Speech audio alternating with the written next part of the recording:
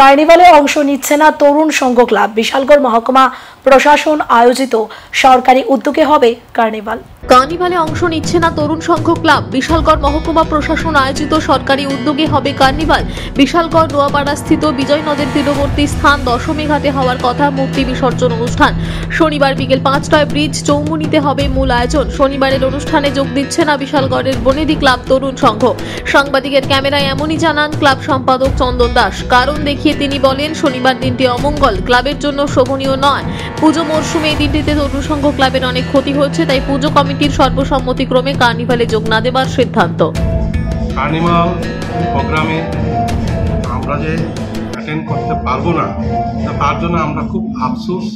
কারণ আমরা শনিবারে আমরা কোনো সময় কোনোবারেই কোনো বৎসরই আমরা এই দুর্গা মায়েকে বিসর্জন দেয়নি। তার জন্য আমরা যেহেতু শনিবারে কার্নিভাল প্রোগ্রামটা হয়েছে, তার জন্য আমরা এটা বন্ধ রেখেছি। আমরা রবিবারেই আমরা দশমী করব।